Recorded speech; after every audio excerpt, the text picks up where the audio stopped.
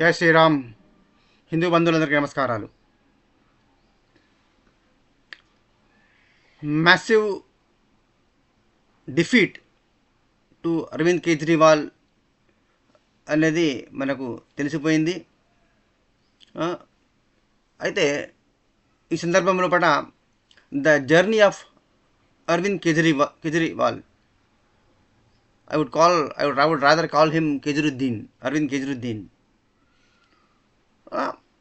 ఖలిస్తాన్ చెంచా, deep state చెంచా, foreign anti nationalist నుంచి అపారంగా కోటాను కోట్ల డబ్బులు తీసుకొని వాళ్ళ కోసం పనిచేసినటువంటి, పైకి కమెడియన్గా కనిపిస్తూ దేశభక్తుని లాగా నటిస్తూ పచ్చి దేశద్రోహానికి పాల్పడినటువంటి, దేశ వ్యతిరేక కంప్లీట్ యాంటీ నేషనల్ హిస్టరీ కలిగినటువంటి hard core criminal anti national Arvind Kejriwal. అతని జర్నీ ఎలా స్టార్ట్ అయింది మనం గుర్తు చేసుకుందాం ఒకసారి.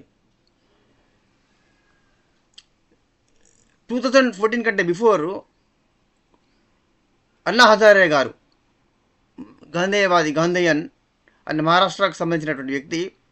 అన్నా హజారే గారు సోషల్ యాక్టివిస్టు, సామాజిక కార్యకర్త. భారతదేశంలో పట్ల ఆయనకు మంచి గౌరవం ఉన్నది, పేరున్నది. ఎందుకంటే జీవితం అంతా కూడా సమాజ సేవల కోసమే తన జీవితాన్ని త్యాగం చేసినటువంటి వాడు. ఆయనకు సొంత మ్యారేజ్ చేసుకోవడం కానీ, ఫ్యామిలీ కానీ లేదు అనే విషయం చాలామందికి తెలుసు. Is very very well known personality. సత్య, అహింస అపారమైన దేశభక్తి, సామాజిక సేవ, దేశభక్తి కలిగినటువంటి వాడు అనమాట. కాకపోతే సెక్యులరిస్ట్ అనుకోండి. Anna Hazare anti corruption movement start చేసిండు. రాజకీయ లంచగొండి వ్యతిరేక ఉద్యమం స్టార్ట్ చేసిండు, యాంటీ కరప్షన్ మూమెంట్. దానిలో పట అన్నా హజారే గారిని ముందు పెట్టుకొని ఆయన వెనుక చేరినటువంటి దొంగలు అనేక మంది. వారిలో పట అరవింద్ కేజ్రీవాల్, పచ్చి దేశద్రోహ లాయరు అయినటువంటి ప్రశాంత్ భూషణ్, వాళ్ళ నాన్న ఆయన కూడా సుప్రీంకోర్టు లాయరే. ఇంకా తర్వాత యోగేంద్ర యాదవ్ అనే యాంటీ నేషనల్, తర్వాత షాజియా ఎల్మి, ఇట్లా అనేక మంది, చాలామంది గాయకులు, ముఖ్యంగా highly educated officials, central state government employees, కమ్మీసు మొత్తం ఇలా చేరిండు. మొత్తం నాస్తికులని, సామాజికవేత్తలని, హ్యూమన్ యాక్టివిస్టులు అని చెప్పి, middle class educated, unemployed youth, graduates, post graduates అంతా కూడా అన్నా హజారే మూమెంట్లో చేరి అపారమైన బలం చేకూర్చి, వాళ్ళ డిమాండ్ ఏంటిది? అప్పుడు మన్మోహన్ సింగ్ ప్రధానమంత్రిగా ఉండగా లోక్పాల్ బిల్లు తీసుకురావాలి. లోక్పాల్ బిల్లు తీసుకొచ్చి ఎవరిమైతే లంచగొండి కేసులు ఉన్నాయో వాళ్ళ మీద ఫాస్ట్ ట్రాక్ కోర్టు పెట్టి వాళ్ళ న్యాయ విచారణ జరిపించి వాళ్ళకి తగిన విధంగా శిక్షించాలి. ఆ డబ్బులను జప్తు చేసి, కాన్ఫిస్కేట్ చేసి మళ్ళీ దేశాని కోసం వినియోగించాలి.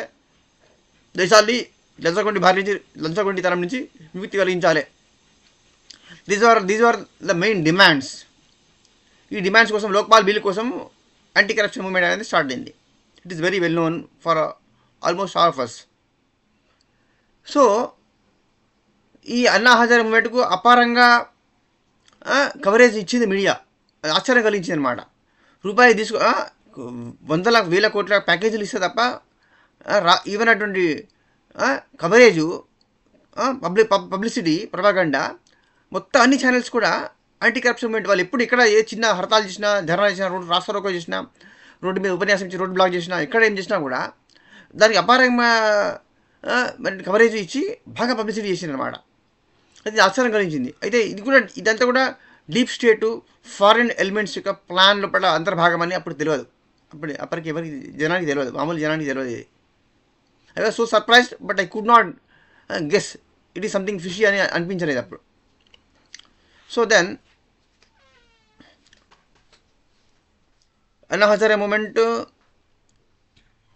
ఎక్స్ప్లాయిట్ చేసుకొని, దాని అడ్వాంటేజ్ తీసుకొని, తర్వాత మేము పొలిటికల్ పార్టీస్ పెట్టము, మేము పాలిటిక్స్లో డైరెక్ట్గా ఇన్వాల్వ్ కాము, మాకేం పొలిటికల్ బెనిఫిట్ అవసరం లేదు, మాకు పదవులు అవసరం లేదు, డబ్బులు అవసరం లేదు అని గొప్పలు చెప్పినటువంటి Kejriwal and company and co అందరినీ, ఒకరిని ప్రశాంత్ భూషణ్, యోగేంద్ర యాదవ్ వీళ్ళందరినీ పంపించి తను ఆమ్ ఆద్మీ పార్టీ పెట్టుకొని దానికి తానే ఫౌండర్ ప్రెసిడెంట్గా డిక్లేర్ చేసుకొని తర్వాత వచ్చినటువంటి ఢిల్లీ స్టేట్ అసెంబ్లీ ఎలక్షన్స్ లోపల పోటీ చేసి తర్వాత విజయం సాధించడము ఎంతమందికి తెలుసు. ఫస్ట్ తక్కువ మెజార్టీతోని కాంగ్రెస్ సపోర్ట్తోని గవర్నమెంట్ ఫామ్ చేసి తర్వాత మళ్ళా ఎలక్షన్స్ కోసం వెళ్ళి తర్వాత అబ్సల్యూట్ మెజార్టీతో మెజార్టీతో గవర్నమెంట్ ఫార్మేషన్ జరిగింది. ఇవన్నీ కూడా ఇట్స్ ఏ పాస్ట్ హిస్టరీ, ఇది హిస్టరీ. తర్వాత యాక్టివిస్ట్ నుంచి యాంటీ కరప్షన్ మూమెంట్ యాక్టివిస్ట్ నుంచి ఆమ్ ఆద్మీ పార్టీ ప్రెసిడెంట్ అయ్యిండు. తర్వాత ఆ పార్టీతోని ఎలక్షన్ నిలబడి శీలా దీక్షను ఓడించి ముఖ్యమంత్రి అయ్యిండు.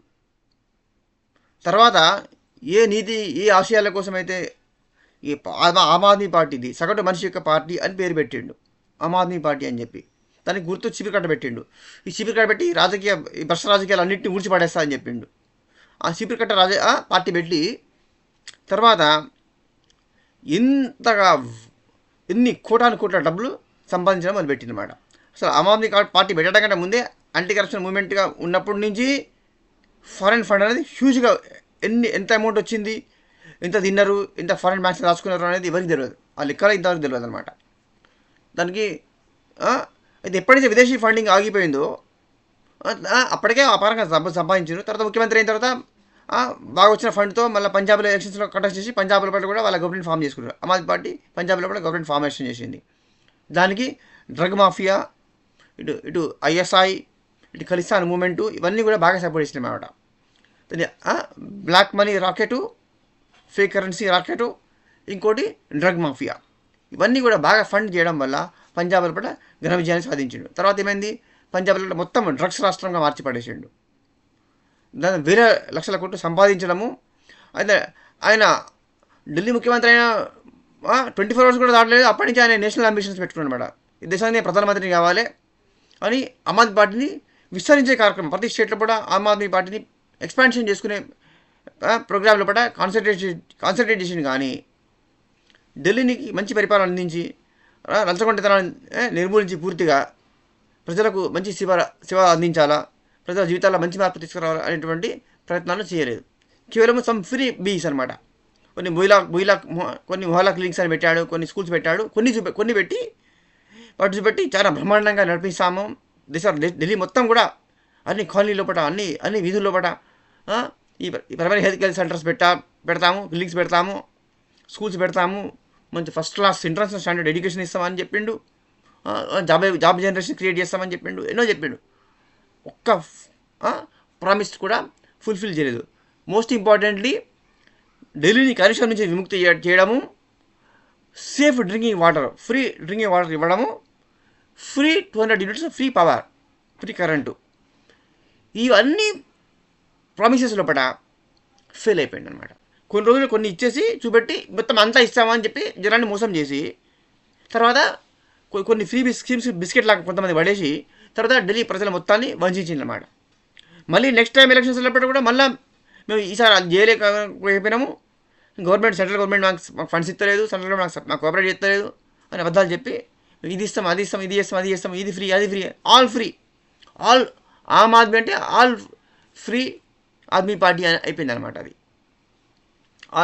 అటు అయితే ఆల్ ఫ్రీ ఆద్మీ పార్టీ అయిపోయింది. అది తర్వాత మళ్ళీ నమ్మి జనాలు ఆ స్కీమ్స్ మీద ఆశపడి ముఖ్యంగా మహిళలు ఓట్లు వేయడం జరిగింది. అంతేకాకుండా ఫారెన్ ఇల్లీగల్ రోహింగ్యాస్కు, ఫారెన్ ఇల్లీగల్ ఇమిగ్రెంట్స్కు, ఎవరైతే ఫారెన్ నుంచి వచ్చినటువంటి ఇంట్రూడర్స్ ఉంటారో విదేశీయులు, చట్ట వ్యతిరేకంగా పాస్పోర్ట్ లేకుండా వీసా లేకుండా వచ్చినటువంటి వాళ్ళందరికీ కూడా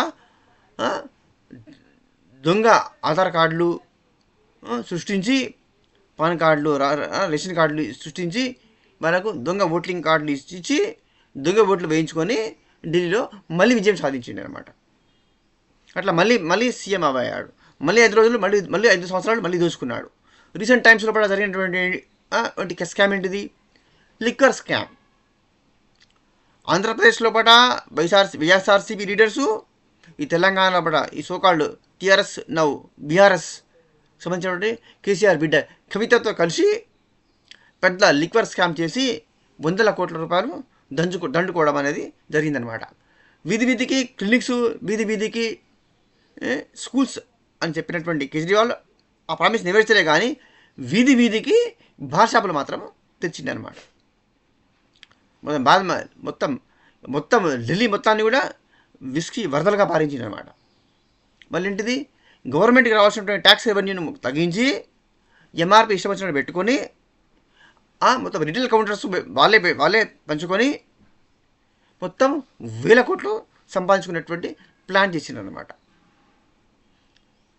దీనిలోనే ఈ కేసులోనే కేసీఆర్ బిడ్డ కవిత, వైఎస్ఆర్సీపీ లీడర్సు, ఢిల్లీలో ఉన్నటువంటి వాళ్ళు, మనీష్ సిసోడియా ఆమ్ ఆద్మీ పార్టీ మినిస్టర్సు, అరవింద్ కేజ్రీవాల్తో సహా చించల్ కూడా తిహార్ జైలుకు వెళ్ళారు.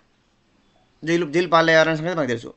తర్వాత బాగా అత్యంత ఖరీదైన లాయర్లను పెట్టుకొని కోట్ల డబ్బులు ఖర్చు పెట్టి చివరికి బెయిల్ సాధించారు, బయటకు వచ్చారు. తర్వాత మన ఇప్పుడు ఫ్యూ డేస్ బ్యాక్ జరిగినటువంటి ఎలక్షన్స్ లోపల ఘోరంగా చిత్తుగా ఓడిపోయి ఇప్పుడు తను కూడా స్వయంగా కేజ్రీవాల్ తనని కూడా స్వయంగా ఓడిపోయాడు. అంటే తన ప్రయాణము ఒక యాక్టివిస్ట్గా, యాంటీ కరప్షన్ క్రూసేడర్గా స్టార్ట్ అయ్యి ఆమ్ ఆద్మీ పార్టీ అనే పొలిటికల్ పార్టీ పెట్టి ఢిల్లీ సీఎం అయ్యి 100,000 కోట్లు సంపాదించుకొని శీష్ మహల్ కట్టుకున్నాడు అనమాట. దానిలో ఆ యొక్క ప్యాలెస్, మహారాజా ప్యాలెస్ యొక్క ఫోటోలు మీడియాలో చూసి ఆశ్చర్యం కలుగుతుంది ప్రజలకు. దేశ ప్రజలందరూ, విదేశీయులు కూడా ఆశ్చర్యపోతున్నారు అనమాట. అత్యంత ఖరీదైనటువంటి రాజమందిరాన్ని కట్టుకొని రాజభోగాలు అనుభవించినమాట. తనను తాను రాజులాగా ఫీల్ అయిపోయాడు. ఆయన చక్రవర్తి అనమాట. ఆ ఢిల్లీ సామ్రాజ్యానికి ఆయన చక్రవర్తి అనమాట. ఆయన కుటుంబంకు సంబంధించిన ప్రాపర్టీ అది. ఆ పార్టీ ఆయన సొంతము, ఆ ఢిల్లీ కూడా రాష్ట్రం కూడా ఆయన సొంతము, ప్రజలు ఆయన యొక్క బానిసలు. తన పార్టీలో ఉన్నటువంటి ఎమ్మెల్యేలను, మినిస్టర్లను కుక్కలకని హీనంగా, మనుషుల్లాగా కూడా చూడలేదు, కుక్కల హీనంగా చూసినట్టు, బండ బూతులు తిట్టి కొట్టినట్టు. ఇప్పుడు వాళ్ళు ఓడిపోయిన తర్వాత ఇప్పుడు బయటకు వచ్చి ఇప్పుడు చెప్తారు వాళ్ళు. అప్పుడు చెప్పలే, భయపడ్డారు. అరవింద్ కేజ్రీవాల్ వాళ్ళు ఎట్లా తిట్టిండు, వాళ్ళు ఎట్లా కొట్టిండు. ఒక ఎమ్మెల్యే ఏడ్చుకుంటూ చెప్పిండు, బట్టలు ఇడిపించి ఇంట్లోకి వెళ్ళి బయటకు పంపిండట ప్యాన్స్లో పోతే. నేను చెప్తే ఎమ్మెల్యే అయినవరా నువ్వు, నా దగ్గర నేను క్వశ్చన్ అడుగుతాను, నాకు ఆన్సర్ ఇస్తావా నువ్వు అని చెప్పి ప్యాంట్ ఇడిపించి బయటకు పంపించిండట. ప్యాంట్ షర్ట్ ఇడిపించి బయటకు పంపించిండట అని ఏడ్చుకుంటూ చెప్తాడు. తన ఆమ్ ఆద్మీ పార్టీకి సంబంధించినటువంటి పార్లమెంట్ మెంబర్ స్వాతి మాలివాల్, ఆమెనే వాడి దగ్గర ఉండేటువంటి అరవింద్ కేజ్రీవాల్ దగ్గర ఉండే గుండాగాడు ఉంటాడు, వాడు వైభవ్ కుమార్ అంటాడు. వాడు స్వయంగా కుట్టడమే కాకుండా దగ్గర వాళ్ళ ఇంట్లో ఉన్నటువంటి పార్టీ గుండాలతోని ఆమెను కొట్టించిండు భయంకరంగా. ఒక మహిళను కూడా గౌరవం లేకుండా తన పార్టీ ఎంపీని స్వాతి మాలివాల్ కొట్టించిండు అనే సంగతి ఆమె ఏడ్చుకుంటూ చెప్పింది, కేసు వేసింది. అంతా మనం చూసాము మీడియాలో కూడా. ఇప్పుడు ఆమె తన వ్యతిరేకంగా ప్రచారం చేసి అరవింద్ కేజ్రీవాల్ యొక్క దుష్ట చరిత్రను, వాడు ఎంత నీచుడు, వాడు ఎట్లా బూతులు తిట్టేవాడు, ఎట్లా కొట్టిండు తనను, తను ఎన్ని అన్యాయాలు చేసినా ఎంతెంత సంపాదించుకున్నాడు అన్నీ మొత్తం చెప్పి దీని ప్రజలందరికీ కూడా అరవింద్ కేజ్రీవాల్ యొక్క నిజరూపం ఏంటిది, వాడి వాస్తవాలు ఏంటి అనేది మొత్తం చెప్పి కంప్లీట్ అన్పాపులర్ చేసి పడుతుంది. ఆల్రెడీ డిమోరలైజ్ అయిపోయింది, అన్పాపులర్ అయిపోయాడు. ఇంకా తన ఓన్ పార్టీ వాళ్ళు వచ్చి, తన ఓన్ పార్టీ ఎంపీ వచ్చి చెప్పడంతో ప్రజల పట్ల ఇంకా ఎఫెక్ట్ వచ్చింది. దానికి ఎఫెక్ట్ బాగా పడింది. దీంతో మిడిల్ క్లాసు ఎడ్యుకేటెడ్ ఓటర్స్ అంతా కూడా కంప్లీట్గా వేజారిపోయి ఈసారి వీడిని వదిలించుకోవాలా, ఈ ఆద్మీ పార్టీని కంప్లీట్గా ఫినిష్ చేయాలా, అరవింద్ కేజ్రీవాల్ పిల్లల్ని వదిలించుకోవాలా అని డిసిషన్ తీసుకున్నారు. ఫార్మ్ డిసిషన్ తీసుకున్నారు. మన ఎలక్షన్స్లో కూడా చిత్తుగా ఓడించారు, including Arvind Kejriwal. So that is what exactly happened. So the anti-corruption crusader to CM, then చక్రవర్తి మహారాజా శీష్ మహల్లో రాజభోగాలు అనుభవించిండు 10 ఏళ్ళు. ఎగ్జాక్ట్లీ కేసీఆర్ ఇక్కడ ఏం చేసిండు, కేసీఆర్ మహల్ కట్టించుకున్నాడు, ప్రగతి భవన్ అని పేరు పెట్టిండు, దానికి ఎంజాయ్ చేసిండు తన ఫ్యామిలీతోని. అక్కడ ఆంధ్రప్రదేశ్లో వైసీఆర్సీపీ ఒక కౌంటర్లు ఉన్నాడు, వాడు జగదారెడ్డి. వాడు పెద్ద మహల్ కట్టించు, వైజాగ్లో వాడు అక్కడ రాజభోగాలు అనుభవించిండు. వాడు మొత్తం మాఫియానే ఉంది, శాండ్ మాఫియా, లిక్వర్ మాఫియా, అన్ని మాఫియాలే. వాడు పచ్చి హార్డ్ క్రిమినల్, 16 కేసుల A1 క్రిమినల్, మొత్తం liquor mafia. Own brands, Andhra Pradesh రాష్ట్రం మొత్తం పడ సొంత బ్రాండ్ పెట్టుకొని లిక్వర్ బిజినెస్ చేసినటువంటి స్కౌండ్రల్ వచ్చి మళ్ళీ మతోన్మాది దేవస్థానం పైసలు మొత్తం నిలేసిండు, దేవాలయాలన్నింటినీ తన సపోర్ట్తో తన పార్టీ గుండాలతోని ఆంధ్రప్రదేశ్ పడ మోర్ దాన్ 200 టెంపుల్స్ డిమాలిషన్ చేసింది కూడా చేయించడం వెనుక వాడిదే ఉన్నాడు జగన్ రెడ్డి గారు. ఇక్కడ ఢిల్లీలో కూడా కేజ్రీవాల్ చూడండి పొలికలు ఎట్లా కనబడుతున్నాయో.